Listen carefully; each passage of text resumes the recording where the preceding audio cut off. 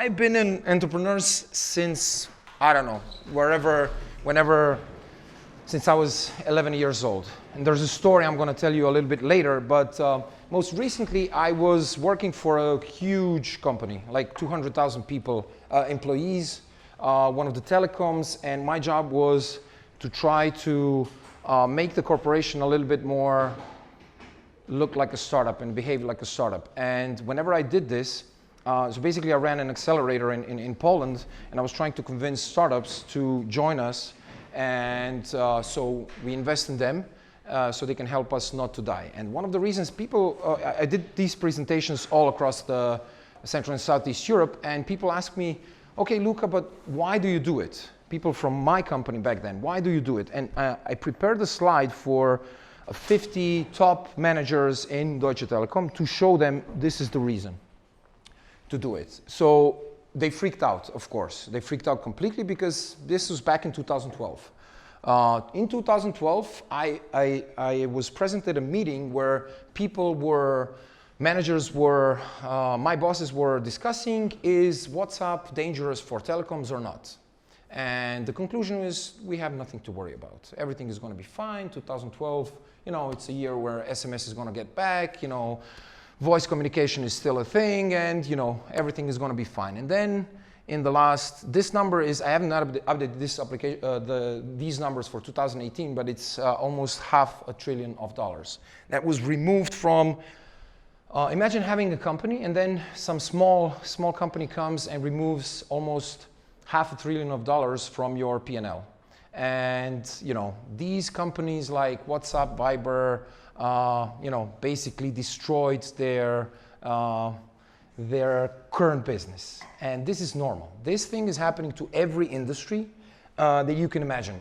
Let me ask you, 100 years ago, what was the most innovative industry in the world? Take a wild guess. 100 years ago. It was 1918. The most innovative industry, some industry. What? I don't know, horses, farming, electricity. Something with metal. Cars. Aviation. Film. Telephone. Film. Nope. Nope. Telegraph. Electricity. So 2018, electrical companies, producers, distributors, they were the most innovative companies of their times. It started when Nikola Tesla came to US and started,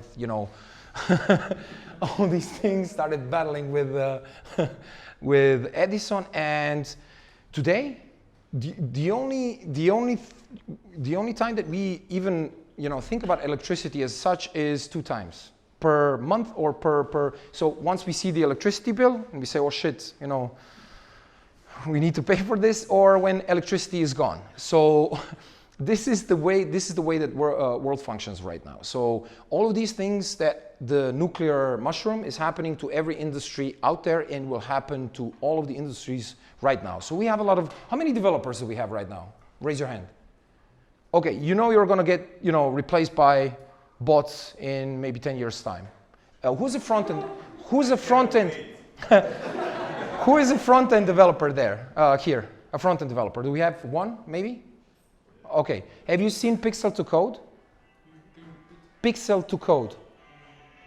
So it's basically a program that you feed the picture to the program, and it slices HTML and CSS for something like this. Yes, So majority, this is something quite rudimentary, but eventually it will become this. And I can wait for this. I'm not a developer, but I guess, a lot of industries are resisting this for a stupid reason. I'll tell you a little bit more why.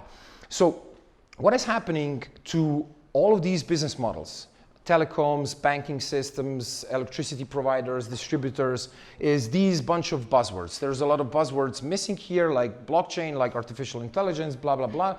But these buzzwords are the reason that this exists. So right now, electricity is the foundation of civilization. Without electricity, we are back in caves and, chasing bears and, providing food for ourselves. But this is basically what people building their business models on top of other people's business models. So if HEP, Elektroprivreda or the producer of electricity is gone.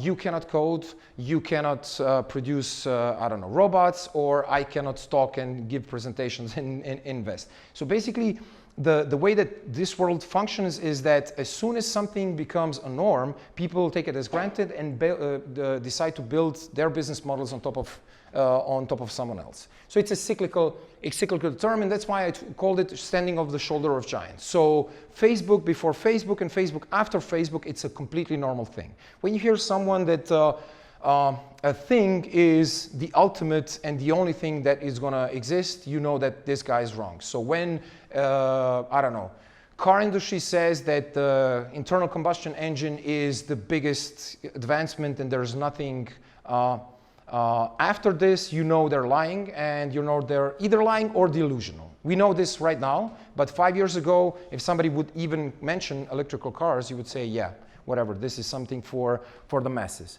And I'm going to illustrate a little bit this. You know what this is? Back to the Future 2. My favorite movie of all times. When I was a kid, I watched it, I don't know, probably 1,000 times. I had a VHS cassette, which I broke by, watching it. You know what movie was it filmed? What year was it released? Wild guess. 1986. I was 6 years old, and I love this movie for many, many reasons. But later, and I try to watch it every year. Once a year, I just, go online, find a torrent, download it, and then watch it, because I want to remind myself of the feeling of the moment that I had back then. So, you know what this particular scene? You know what this year is in this movie, in this picture? 2015, October 21, 2015. So, so what did I promise us in this movie, if you watch the movie? Two ties. Yeah, 2 ties, flying cars, yeah, stupid fashion, hoverboards, like really cool Nikes and these kind of things. So I remember myself, I was 6, 7, 8, 9, 10, I was watching, oh man, I really can't wait for 2017 to come. I mean, this is going to be so awesome. We're going to live in, I don't know, Mars. We're going to, use flying cars. But then, 2017 came, and I realized one thing. While I was watching this movie, what is familiar on this picture? So this movie, in 1986, produced some, really cool things that we use right now. So VR, Oculus Rift, HTC Vive, smartphones or smart, Fitbit trackers, and double ties. So the basic point of this movie for me back then was this. I call this the timeline of my life. I built it, and again, it doesn't stop here. It goes way, way, way up. So I was born in 1980, and each of these dots, I'm going to move a little bit. Woo! Okay. Each of these dots represent my reality. I was probably sentient somewhere around here, 5 years' time. This is my oldest memory. But when I was 9, Windows 1.0 came out. Anybody old enough to remember Windows 1.0? No, I guess not me. So, but moving further, 1994, I was 14 years old. Who remembers 1994? A lot of you. So 1994, the old ones. You know what is familiar with 1994? For me, it was a year when I was 14 and I was studying in a national library, HMB. And that was the only place that you could browse the internet back then. The only place. And do you remember how we browsed the internet before Netscape came out? So we had these browsers, textual browsers called links, I guess. So you would, request a web page, and then it would spit out a lot of, letters and numbers. And then you would read through it, and then Netscape came out.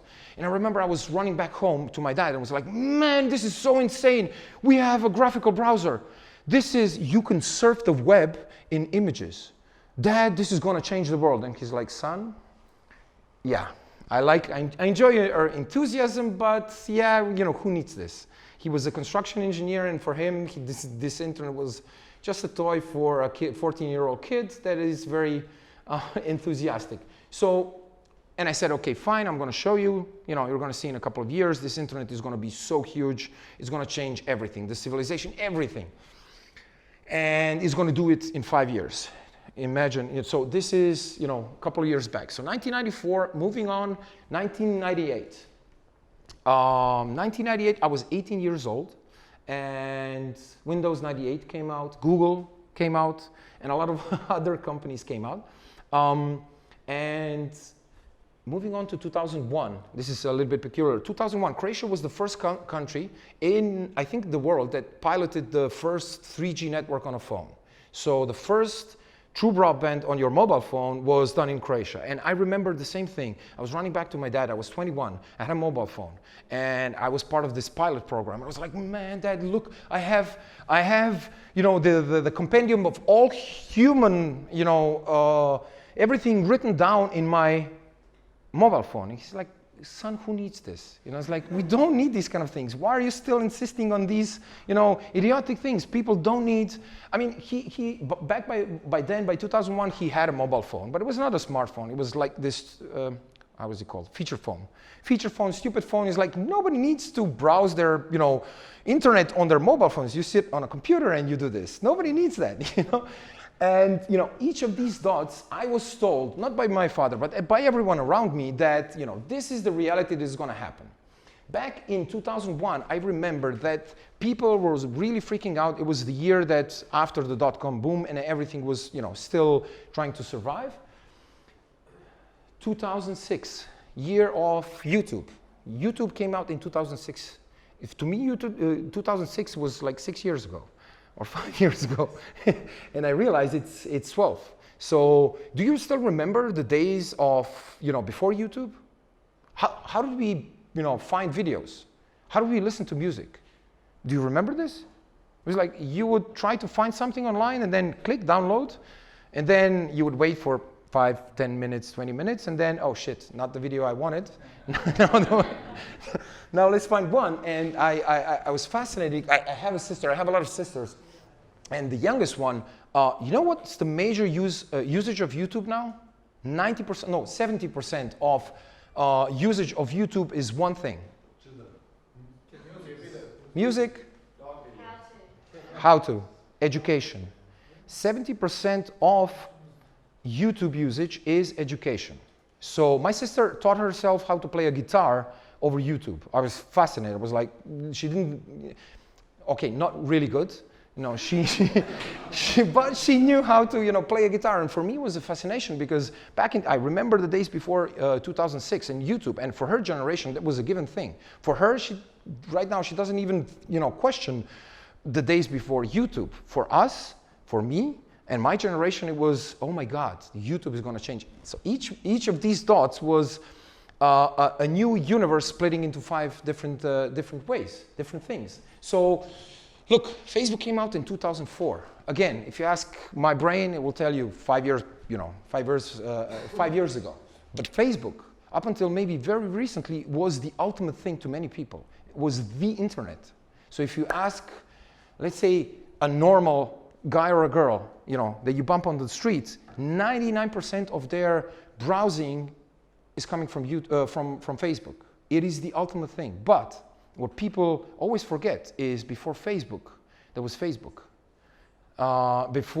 Who remembers MySpace? Who has a MySpace account? Still, okay.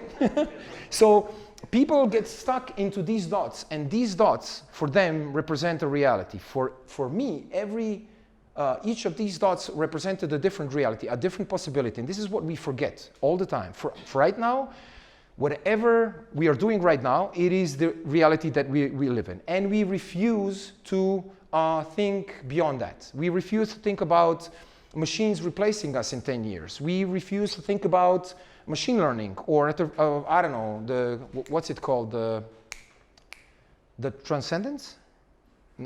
Singularity, yeah, the singularity moment. Or all of these things which basically are a strong possibility. Nobody knows. Just like my father was 100% sure that this internet is just a toy for kids. Or now in retrospect, it's really easy to mock him. But he was actually right. Back then, it didn't have.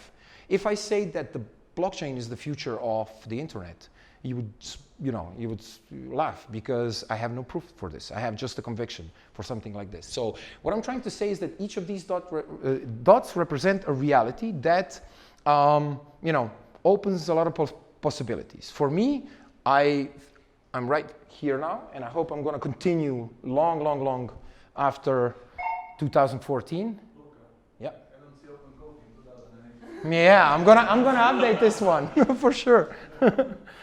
But I was trying to figure out. It was really hard. When you get home, try to do it the same. Try to go back in time and try to figure out what were the points in your life for something like this. Was it your first mobile phone? Was it the first time you were browsing the internet? Was it the first time somebody showed you, HTML? Or 5 years ago, once you realized that you can earn money on the internet? I have no idea. Try it because it's so much fun and it opens your eyes a little bit. So I just want to show you a couple of pictures that basically shows how humanity can be sometimes stupid, but very smart at the same time. 2005. You know where this picture was taken? Wild guess. Take a wild guess. Middle East. Subway. Middle East, okay. Close, but London subway.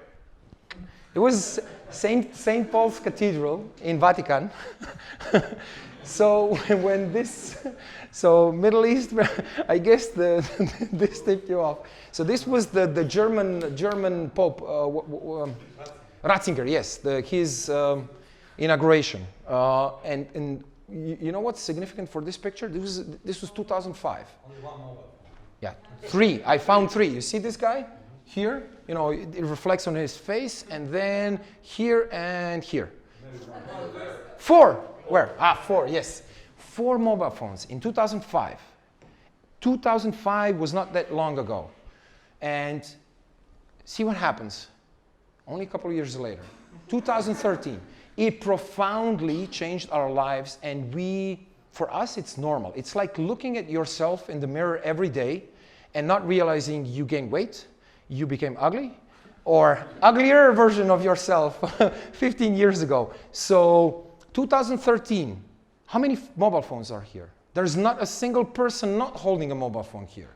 I even counted this. There is not one person, okay, maybe this guy, that is not. So what is the only thing that is with us 24 hours a day? A mobile phone. Where do you keep your mobile phone when you go to sleep? Here. You charge it here, so it's the first thing you see when you wake up. It's the last thing you see when you go to sleep. So it completely, profoundly changed the way we do everything. And if you ask my father, this is the end of civilization. It enslaved us, and we're gonna die in apocalyptic scenario number 3 in his head 5 years from now, because we alienated ourselves and we don't talk to each other anymore, and children don't play around with footballs anymore on the street, la la la. But that's the thing, is like this happened, and you know how many of these things happened at the same time? We have no idea, because we kind of got used to it. We kind of got used to electricity, internet, broadband, 50 megabit per second optical things, and things that we take for granted a lot. And this is the civilization, and these are the things that we build our business models on top of this. So to illustrate this, so another picture. This was, I'm not gonna make you wild guess. This is Hong Kong 2014. You know what happened in 2014 in Hong Kong? Must have been the umbrella revolution. Yeah. So they were supposed to be absorbed by China. Again, back to the China mainland. And them being, a part of the Commonwealth, UK, the British Empire, and, enjoying the free market and everything, they freaked out because they know what was waiting for them, the great firewall of China, and they came out to the streets and protested. So the Chinese government said, okay, we're just joking, we're going to let you keep the capitalistic rules and stuff like this. But what happened is 1 million people came out to the streets, 1 million people. And all of these shiny little things are mobile phones. But now think about one thing. What do you need to have 1 million people having mobile phones, effectively using it on one square? How much electricity, how much infrastructure, how much this infrastructure costs? Billions, billions of dollars. How many smart people needed to, invent things like this? Millions. You know what happened? So you all remember the Arab Spring, the Turkish, revolution, and all of these things that happened in the last, let's say, 7 years. So whenever there's some riot, some dictator says, you know what, this internet thing that you use is bad because you coordinate with yourself, so we're going to block it. And you know what happens once they block the internet? Have you ever heard about fire chat? You know what's fire chat? Okay, so for those who you don't, it's basically a simple application that allows you to create a simple mesh network between those people, and you whip an application, and then all of a sudden, around 1 million people can communicate to each other without the internet. If one person has access to the internet, everybody else has. So you basically create infrastructure in a matter of seconds. You don't need to invent, you don't need to build, you just create, whip out. This is the technology world that we're living right now. So moving on really quickly. Reason for this is this. Technology became the new rock and roll. When I was a kid, you know what was cool? So it was cool to have a band. So when you were 13 or 14, if you wanted to have, I don't know, girls look at you in a favorable way, you would either be a footballer or had a band. So when somebody would ask you, what do you do in your free time? It's like, oh, I have a band. We play matinees and gigs and stuff like this. You know what kids these days do? So they have startups. So if they want to be cool, they said, what do you do? You're a 14-year-old kid. What do you do? Oh, I have a startup. It's like Facebook for cats or Instagram for something else. So I'll give you another illustration. When I was a kid, you remember Bravo magazines and posters from it? So when I was a kid, I had these posters all over my wall. And these were, I don't know, Andrea Gassi, Michael Jordan, Hristo Stoichkov, different kinds of, Yeah, he was there, actually. I had, I don't know why, but so footballers, musicians, John Bon Jovi, these kind of things. So my sister, she's 14 years younger than me.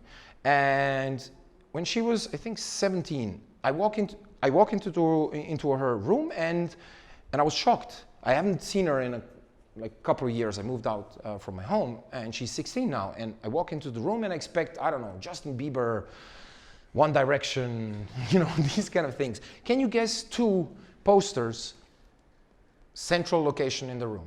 Take a wild guess. Who would I buy? No? Okay. This was like 5 years ago. 6. Steve Jobs. Steve Jobs and Mark Zuckerberg, for some reason. So I'm walking into my 16-year-old sister's room, and I'm like, why the fuck do you have these ugly people on the wall? Where's Justin Bieber? Where is Luka Modric or whoever? And she, back then, she really shook me a little bit. And she asked me, why the fuck would I have, these people on the wall? What have they done, to deserve the place on my wall? One chases a ball. They chase a ball or they sing. What did they do to, change something? And then I realized is that the new generation is basically driven by this. For them, it is the new rock and roll. Back then, we worshipped footballers, musicians. They are worshiping people who are changing things with technology. It might be for good or bad. Again, if you ask her, it is for good. If you ask my father, it is horrible, and we're going to die in 5 years, everyone. So just to see how profoundly, just to shake a little bit, for many of these things you probably know. This is just a little bit change of perception. So I'm going to ask you a couple of questions. So do you know which country in Europe has the fastest average speed of internet? The fastest internet? No. Estonia? Sweden? Bulgaria? Bulgaria. So a country in Eastern Europe, or South Europe if you ask Bulgarians. So it is not Germany, it is not Estonia, it is not Sweden, Finland, or it is Bulgaria, which is almost 40% rural, and it's worse than Croatia in terms of economical situations. They have the fastest speed of internet. Do you know which country in Europe has the highest mobile penetration rate, the highest number of mobile phones per humans? Bosnia and Herzegovina? It's even cheaper, of course, in Bulgaria. It's horribly cheap. In both Romania is the second one. So a country in Europe with the largest number of phones per humans. Take a wild guess. Kosovo? Okay, it's very small, but no. Montenegro. So Montenegro has, no, seriously, 2.3 mobile phones per human. Huh? They don't like to walk around. Exactly. One for member. It is funny, coming back to Romania and Bulgaria and Montenegro. So do you know why these countries, not Germany, not UK, not Finland, Sweden, do you know why now, today, they have the highest average speed of internet, the largest number of mobile phones per human, et cetera, et cetera? You know why? Because of competitive markets. No. No, they're jumping. Exactly. Steps. So basically, they legacy. So Montenegrins, the older people here in this room remember NMT mobile phones here. So they were before GSM. So it was a generation before GSM. We had this. They jumped directly to 3G. Montenegro, when deploying a mobile network, they jumped directly from this to 3G. The same thing with Bulgaria and Romania. So Romania, so do you remember this dial-up sound when you would connect to the internet? It's a burp. So when I was a kid, I was trying to suffocate the modem, during the evening hours because my father would know.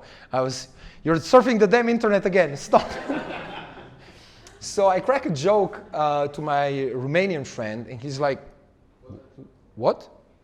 So he never heard about dial-up. For him, so they jumped directly, their internet connection was immediately copper and optics. So 20 years ago, they had 15 megabits per second connections, while we still dial up on 14.4 bauds, or what was it? Why is that? The reason for it is because they were, creating illegal networks and not abiding by the rules. So basically, if you walk to the streets of Bucharest right now and you look up, you would see like a net of cables all over. So basically, they don't have regulations to cripple them. So they just started connecting a building to a building, and then a block of buildings to a block of buildings, and then neighborhoods with neighborhoods, cities to cities, and stuff like this. Their internet speed in their country is 10 times higher. So right now they're testing 1 terabit per second link in Timișoara. 1 terabit per second. This is like you click, you download the whole internet. It's like, it's insane. And 1 terabit per second exists because of these optic cables that are connected directly to the source. If they request something from the outside of the country, it's a little bit slower. It's only 250 megabits for 10 euros. So it is, so you know where the biggest innovation and advancement is going to come from? Which continent? Africa. Yes. Why? Because there's no infrastructure there. There is nothing. It's an empty field. Empty field, and you can build whatever you want on the shoulder of people who build business models. I'll give you an example. If tomorrow they ban Uber, you know how many Ubers in Croatia? You know how Ubers would be created in a matter of a week? 50. I guarantee it. 50, because people, once you teach people effective, optimal ways to doing things, they're never going to ask, can we go back please to rotary phones? I really miss rotary phones. Can we go back to pen and paper? No fucking way. People, once you show them a better, optimal, cheaper, effective way, they will find a way to replicate it immediately after this. So that's the whole point. So what 1 terabit per second? Imagine that you today can surf 1 terabit per second. What does this do to your business model? Whatever you want to do. What can you stream? What can you create? Everything. So it's just a matter of imagination. Just to, shake your gray cells a little bit. You know that people are, when it comes to, you know how much data is stored right now in the world? Give me the largest number that you can imagine, the largest number, and not Google. Yes, zettabyte. So it is right now, how did you know? I'm reading. Smart guy. Yeah. So I needed to Google this. It is 8.4 zettabytes. I have this is like you have a number and then you add 24 zeros behind it. And this is a massive amount. So I even tried to visualize. There's a good, I forgot there's a tool that allows you to visualize certain numbers and things. So if you would print out every piece of information stored right now, it would, and you print it on A4 pieces of paper, it would reach the moon and back. It's this amount of data. Can you guess how much of this data is used for something, not stored? 0.1%. So less than 1%. We are like fucking hamsters. We just collect that data and hope one day machine learning or I don't know, something else is gonna, create a new beautiful correlation with something like this. Now imagine how much electricity do we need just to store this data? How much hardware, how much smart people need to obtain this just to store it somewhere? 8.4 zettabytes. And this is the thing. It doubles every fucking 18 months. It doubles. And we still don't know what to use it for. We're hoping in a couple of years' time we're going to find some usage or we're going to purge all the data. Who needs it? So, that's my favorite. This is my favorite story is Facebook. My father hated Facebook. Hated it from the bottom of his soul. So for him, Facebook was something that was invented by CIA, Mossad, NSA to spy on us, to keep him, and he was always he was always making fun of me. I was traveling a lot, and when you meet people, you want to connect. LinkedIn is boring. I don't know. Instagram is obscure, so you add people on Facebook. And I had a lot of friends on Facebook, and he was always making fun of me. So eventually, he caught up with technology, and he, got a smartphone, got a laptop. He was like really cool dad, hip dad. He knows his shit. But every once in a while, he was forwarding, these stupid things to me. It's like forwarduše. It's like, haha. Where, Luka, how are your imaginary friends doing? So the point being of this is that in 10 years, Facebook connected 1.3 million human beings in one network. So the next network is going to do this in 5 years or maybe 2. You know how many people are connected worldwide through Facebook applications or connections in total? 4 billion people. 4 billion out of 7.8 billion people are connected through Facebook, WhatsApp, Instagram, and all the other Facebook connects and all of the 4 billion people. And this is good for one thing. So how many people hate Facebook here? Let me see. Okay, good. Okay, a couple of people. Why do you hate it? Because it's terrible. Why? It's not relevant content. Okay, super. So let me ask you, so of those of you who hate, so I'm not taking sides, but the main point here is, do you have family abroad somewhere? Yes. Okay, so where? Canada. Okay, Canada, all the way. So for me, people, I had like aunts and uncle and many, many cousins. For me, they were imaginary people. People that I talk to 2 times a year.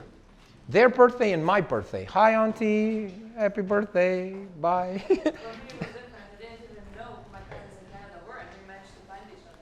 See, after like 40 years of no one speaking to them. exactly. So that is the point. But so who has here family somewhere far, far away?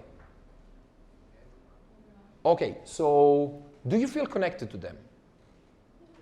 Do you know what's happening in their lives? Yeah. Why? Social media. Why? They post everything. Social media. So that is the point. It is irrelevant if it's Facebook, MySpace, or something like this. This is the thing. when you connect people in a network, hyperconnectivity it's called, in a network, you care for these people because you see them. For me, my imaginary aunt, I saw her first time when I was 18. I was like, oh, who the fuck is this ugly lady? That's not related to me. But eventually, through time, you create a profound connection to people who you see. So you tend to not to, wage wars against people who you know.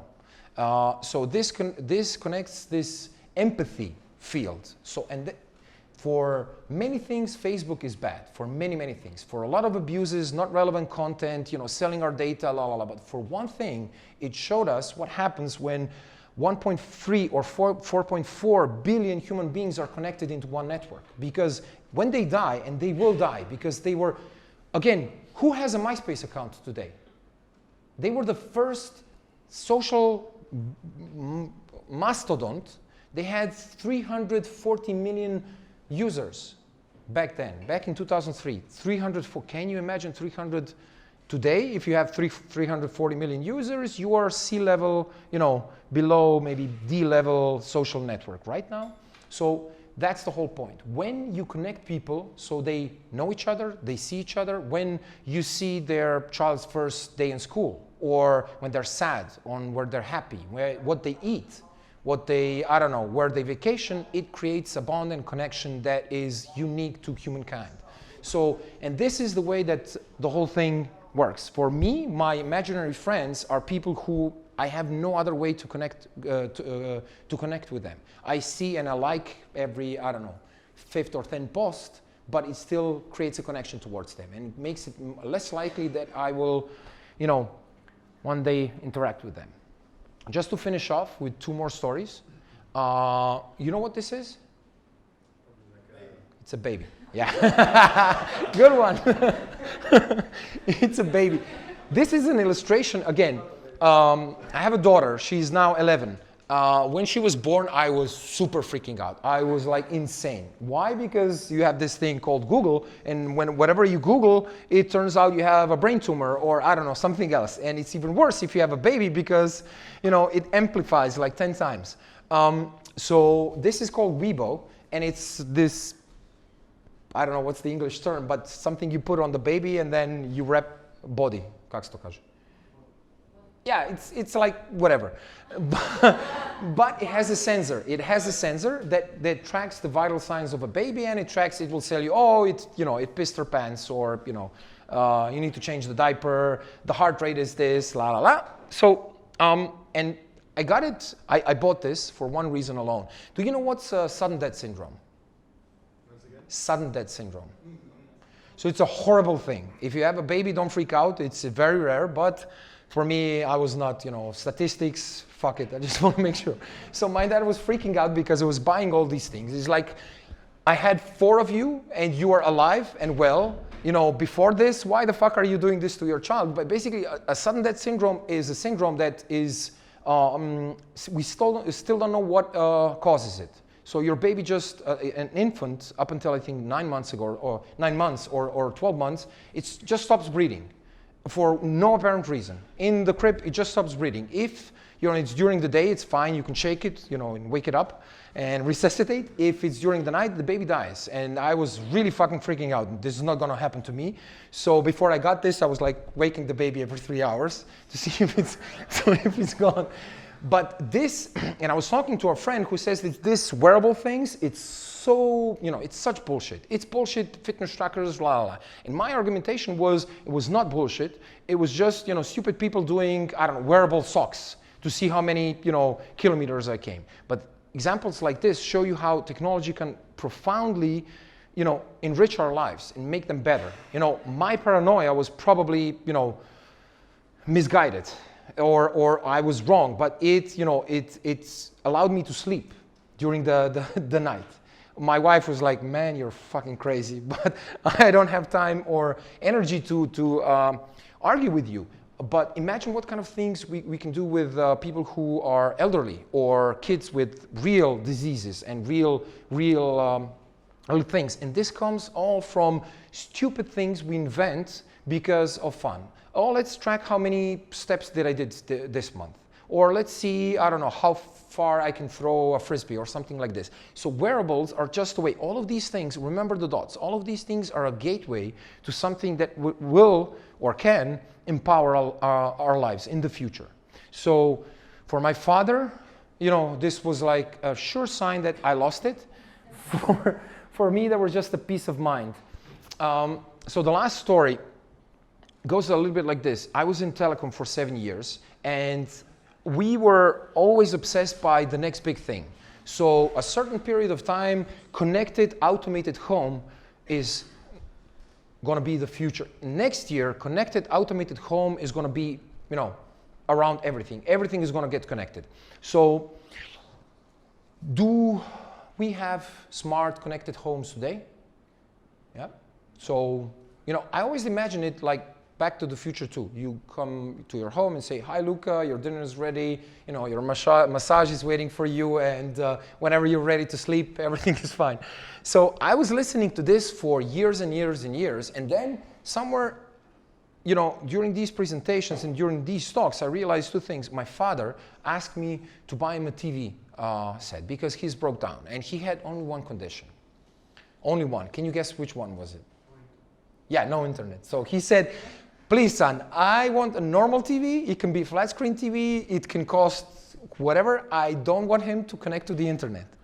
And I failed. It took me a long time to find a TV set that doesn't have Wi-Fi. Back then, it was a couple of years back. It was like 2 or 3 years back. You know how I fixed it? I found one with Ethernet, so like wired connection, and put silicone inside.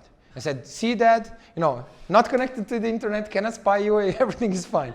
So if you try today, there is no way that you can buy a TV set without the internet connection, even the low-end ones. It's a really fucking, you know, inexpensive chip that you can put inside, and that's it. A TV set without the internet connection is impossible to buy today.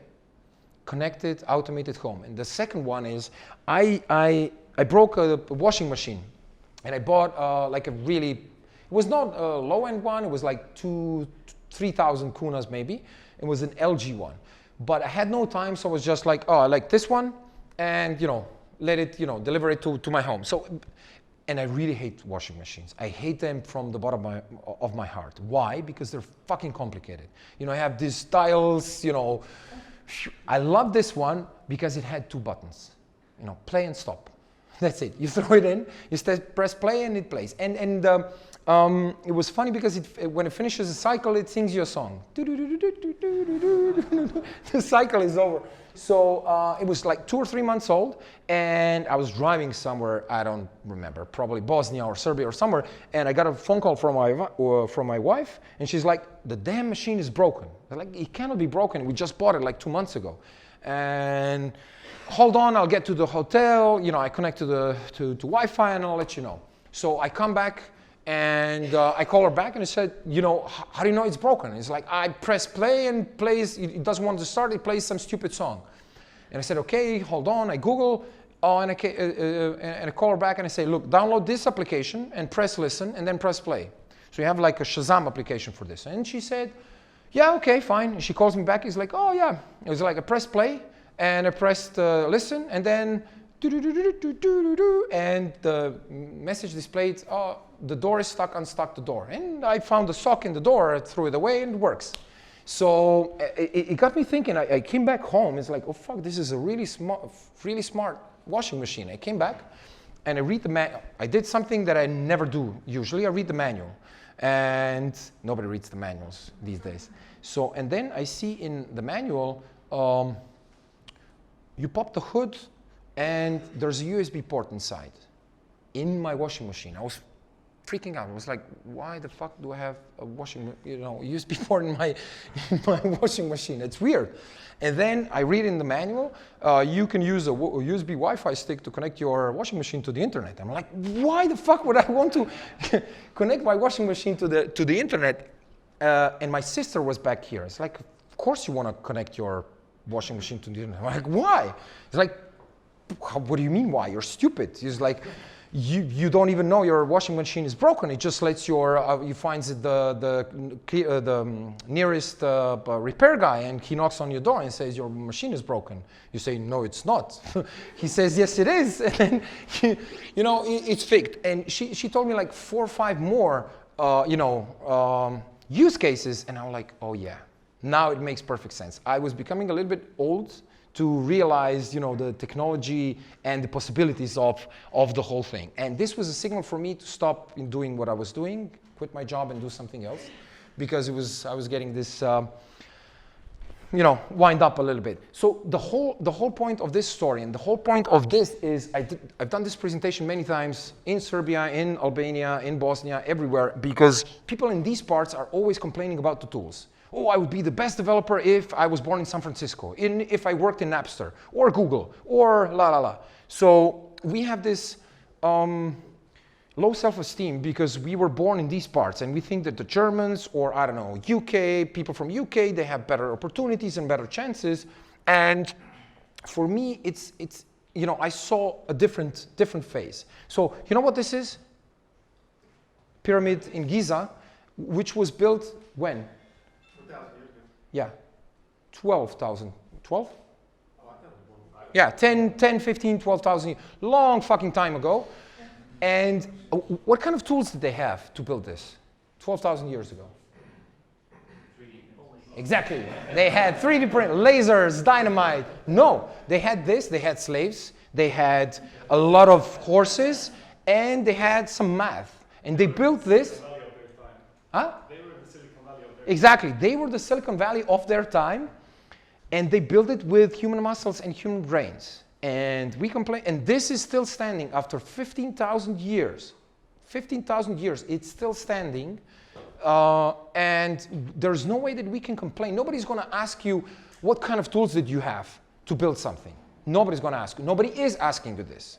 And that's the whole thing. When you are born in these territories, everything around you that lives and breathes, the government, I don't know, the municipalities, everything around you is here to prevent you doing something good. And then you still make it, and then they transplant you into an environment that works, that the taxes are fair, the government is here to help you, and then you're like a bulldozer. There's nothing that fucking stops you, in these kind of things.